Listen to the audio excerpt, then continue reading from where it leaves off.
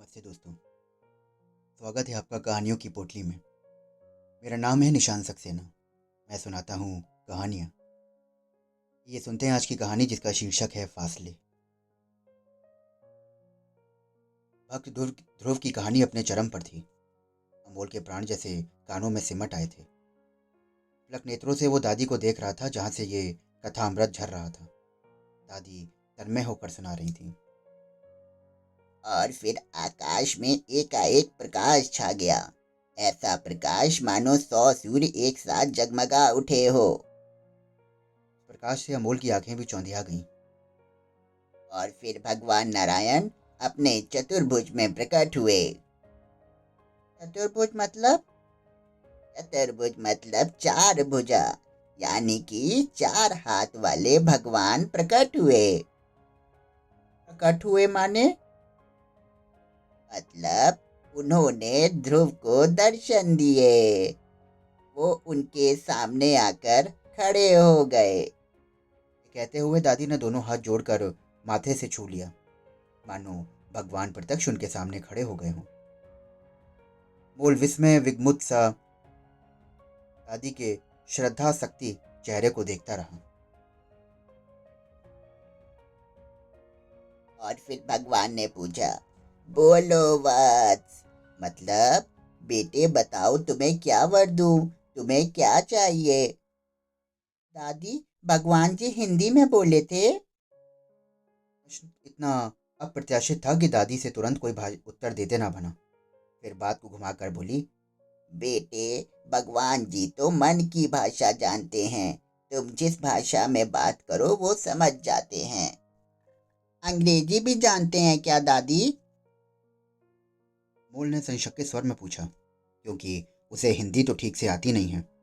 कभी कभी भगवान जी से सामना हो गया तो बात कैसे करेगा। अभी इस समस्या का समाधान बाकी था कि बाहर से आवाज आई, हनी, इट्स 9।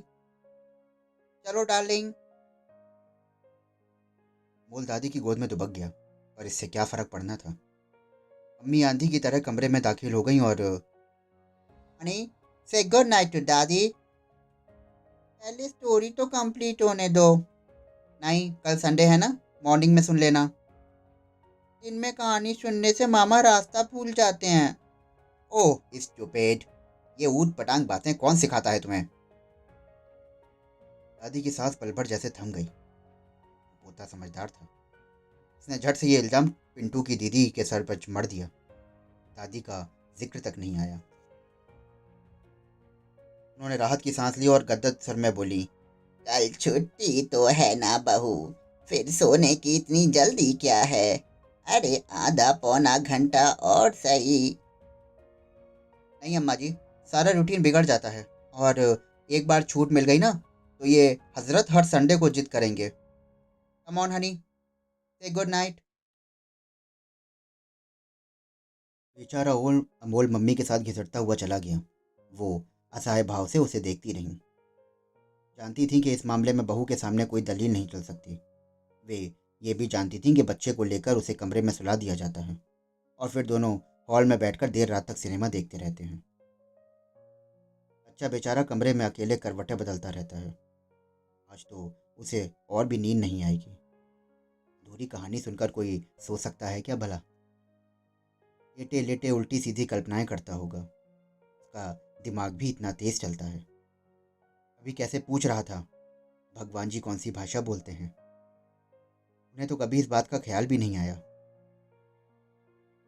बिस्तर पर लेटे लेटे उनके मन में भी ध्रुव का अधूरा आख्यान ही घूमता रहा। ध्रुव की जगह उन्हें अनमोल ही नजर आता रहा। बेचारा नन्हा सा बच्चा भूखा प्यासा जंगल में अकेला भटक रहा है। सोचते सोचते उन्हें पता भी नहीं चला कि उनकी आंखें झरझर बरसने लगी। थोड़ी देर के बाद उन्हें इस बात का भान हुआ। उन्हें याद आया कि अभी अभी जो बाल रूप उन्होंने कल्पना में देखा वो अमोल का नहीं था, वो तो केशव था। उनका बेटा स्कूल के एक नाटक में वो प्रहलाद बना था। उस दिन भी नाटक देखते देखते वो रो पड़ी थी। घर आकर उन्होंने बच्चे की नज़र भी उतारी थी। नज़र उतारने की बात से याद आया, पहली बार जब अमोल को इन्होंने यूनिफॉर्म में देखा था तो ठगी सी रह गई थी। बहू से कहा भी था कि शाम को इसकी नज़र उतार देना बहू, और बहू ने यही पूछा था क्यों। उन्होंने यही तो बोला था कि इस ड्रेस में कितना रौबदार लग रहा है, कोई डिप्टी हो जैसे। और बहू ने फीकी सी हंसी हंसी थी। उसने कहा था कि अम्मा जी ये तो स्कूल का यूनिफॉर्म है, रोज ही तो पहनता है और सभी बच्चे पहनते हैं। वो जानती थी कि बहू से उलझना बेकार है। उन्होंने मन ही मन भगवान जी को गुहारा था, भोलेनाथ जी बच्चे का ख्याल रखना, कहीं मेरी नज़र न लग जाए मुई। बेचारा, हमारे बच्चे तो गांव की पाठशाला में पढ़े हैं। वहाँ तो ना ऐसी ड्रेसें थी और ना ऐसे जूते थे, ना ही ऐसा भारी भरकम बस्ता होता था। पलक झपकने को ही थी कि बाहर से आवाज़ आई, अरे तुम सोए नहीं अभी तक? मम्मी डर लग रहा है। डर तो लगेगा ही, दिन रात उलूल जुलूल कहानियां सुनता रहता है। तुम चलो ना मम्मी प्लीज। अच्छा, आ रही हूँ। चलो, 5 मिनट में आ रही हूँ बस। चली क्यों नहीं जाती? 5 मिनट में ऐसा क्या देख लोगी तुम? अच्छा, बेचारा नींद से बेहाल हो रहा था। वहीं उसके पति ने बोला, ए यार, जाती क्यों नहीं हो? यहाँ बैठी बैठी भाषण झाड़ रही हो, जाओ।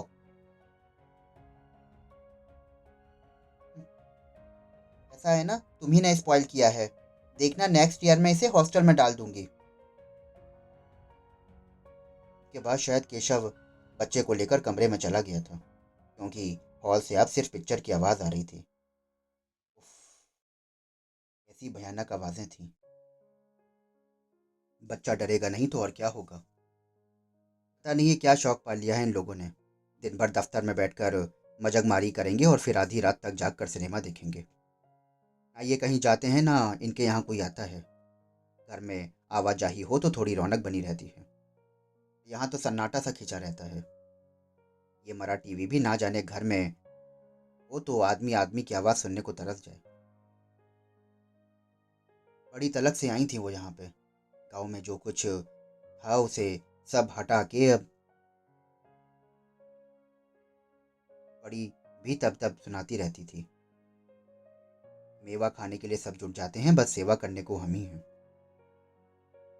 इसलिए बड़ी ठसक से यहाँ आ गई थी, क्योंकि आने के लिए बस यही तो ठिकाना था। बम्बई में मझले बेटे के पास जाने का सवाल नहीं उठता। 1.5 कमरे का मकान है, तब मैं उसी का उठना बैठना और खाना पीना होता है। इसमें तो ये बर्दाश्त ही नहीं होता। इसलिए केशव के पास चली आई थी। यहाँ आते ही उन्हें एक निचाट सूनेपन ने घेर लिया था। सुबह तो खैर बड़ी हड़बड़ी में होती है, किसी को किसी से बात करने की फुर्सत नहीं होती, और 10 बजे पूरा घर खाली हो जाता है। वो बैठी मैरी की राह देखती रहती हैं, और मैरी भी तो शहर वाली है। उसके पास बोलने बतियाने की फुर्सत कहाँ होती। बस पंजाब मेल की तरह घड़घड़ाती हुई आती है और काम निपटाकर उड़नछू हो जाती है। फिर वो बैठी अमोल की बाट जोहती रहती हैं। वो स्कूल से लौटता है तो दोस्त के साथ उसके साथ चले आते हैं। इसी तरह दूध का गिलास गटक कर फिर खेलने निकल जाता है। वो माँ के साथ ही घर में दाखिल होता है। उसके बाद दोनों माँ बेटे पढ़ाई में जुट जाते हैं। इतनी सी जान और ढेर सारी किताबें, उन्हें तो देखकर ही दहशत होती है। हाँ, रात को कहानी के लालच में ही सही, मोल आधा पौन घंटा उनके पास आकर बैठता है। दिन भर में उन्हें जैसे इन्हीं क्षणों की प्रतीक्षा रहती है कि रोज उनके लिए कोई ना कोई अच्छी सी कहानी सोच के रखती हैं। कितना लाड़ उमड़ता है मन में। उनके अधिकार की सीमा बस यहीं तक है। बहू जब जब ताने देती रहती है कि आजकल ये पढ़ाई से जी चुराने लगा है, खाते समय नखरे करने लगा है, बिना बात के चराने लगा है और ना जाने क्या क्या। इसे साफ तौर पर तो कोई कुछ नहीं कहता, पर इशारा वे समझती हैं और कुड़ के रह जाती हैं। सबसे ज़्यादा दुख तो उन्हें इस बात का होता है कि बच्चे को ये लोग अकेले सुला देते हैं। भला उसकी ये उम्र है। जब आई थी तो अमोल 2 दिन तक जिद पकड़े रहा था। ऋषभ ने भी कहा था कि मम्मा अम्मा जब तक यहाँ हैं हनी उन्हीं के पास सोएगा। बहू बहू ने तो साफ मना कर दिया था। एक बार कहानी का तार टूट जाए तो मज़ा चला जाता है, पर दूसरे ध्रुव की कहानी तो पूरी करनी ही है। दादी ने उस दिन पोते को लिए एक और कहानी सोच रखी थी, इसलिए पहली वाली को जैसे तैसे निपटाकर इन्होंने शुरू किया। तो सुनो बेटे, एक छोटा सा लड़का, नाम था राम बोला। बेचारे के माँ बाप उसे छोटा सा छोड़कर भगवान को प्यारे हो गए थे। भगवान को प्यारे हो गए थे मतलब कि वो मर गए थे। एक दाई थी, बेचारी बच्चे को पालती थी। बेचारी 4 घर से भीख मांग कर लाती, उसी में से खुद खाती और बच्चे को खिलाती। लेकिन उसके बुढ़ापे का शरीर कब तक साथ देता। एक दिन वो चली गई और बेचारा राम बोला दुनिया में अकेला रह गया। मोल की बड़ी बड़ी आंखें करुणा से झलक आईं। अब राम बोला क्या करता बेचारा। वो वो राम बोला हनुमान जी के चबूतरे पर जा बैठता। लोग मंदिर में पैसे चढ़ाते, बंदरों को चने खिलाते, पर राम बोला पैसे तो नहीं छूता, मगर चने जरूर खा जाता था। एक हाथ में डंडा लेकर बंदरों को भगाता और उनसे जो चने बचते वो खा जाता। वहीं मंदिर में एक पंडित जी थे। उन्होंने को बड़ी दया आ गई भाई राम बोला को देखकर। उन्होंने राम बोला को घर ले आए और वहां पर अपनी पंडिताइन से बोले कि हम इसको अपने यहाँ रखेंगे। लेकिन राम बोला कि भूख प्यास तो मिट गई थी, पर रात को उसे बड़ी मुसीबत होती थी। क्यों? उसको रात को मुसीबत क्यों होती थी दादी? क्योंकि छत पर एक ही कमरा था और राम बोला को वहीं सोना पड़ता था। उसे तो छत पर जाते भी डर लगता था। आसपास बड़े बड़े पेड़ थे, वो साए साए करते रहते और उनकी छाया ऐसे हिलती जैसे भूत प्रेत नाच रहे हो। मोल दादी की गोद में दुबक गया और सहमी सी आवाज में बोला, दादी, भूत प्रेत नहीं होते हैं ना? होते तो नहीं हैं बेटा, पर वहम तो वहम है। फिर इतना सा बच्चा अकेले में डरेगा नहीं तो क्या होगा। अरे पता है कि राम बोला हनुमान जी का सुमिरन किया करता था। सुमिरन क्या होता है दादी? मतलब वो उन्हें याद करता था। वो कहता था कि भूत पिशाच निकट नहीं आवे, महावीर जब नाम सुनावे। और पता है बच्चे, महावीर जी का नाम सुनते ही उसका डर उड़न हो जाता। दादी, मैं भी पढ़ सकता हूँ क्या ये मंत्र? हाँ, तुम भी पढ़ सकते हो। पर मेरे तो मम्मी डैडी हैं। ओ, उन्हें मेरी उम्र लग जाए बेटा। मम्मी डैडी हैं तो क्या हुआ, भगवान का नाम कोई भी ले सकता है मेरे बच्चे। रात अमोल वो छंद रटता हुआ सो गया। वो देर तक प्रतीक्षा करती रही, पर उस रात अमोल ने हॉल में आकर माँ बाप को तंग नहीं किया, बल्कि उन्हें नींद नहीं आई। हॉल में शायद कोई अंग्रेजी पिक्चर लगी थी, क्योंकि समझ में कुछ नहीं आ रहा था। आवाज़ें थीं कि कान फाड़े डाल रही थीं। हिम्मत करके उठी कि केशव से कहें कि भैया थोड़ी आवाज़ धीमी कर लो, तुम्हें नींद नहीं आ रही पर औरों को तो सोने दो। वे दरवाजे तक उठकर गईं भी, पर जैसे ही पर्दे पर नज़र पड़ी, शर्म के मारे वो उल्टे पैर लौट आईं। छी छी, बाल बच्चों के घर में ऐसी नग्न तस्वीरें देखता है कोई? भी ना बच्चे को ठेल ठाल कर दूर भगा देते हैं। उनके मुंह का जायका इतना खराब हो गया कि बस।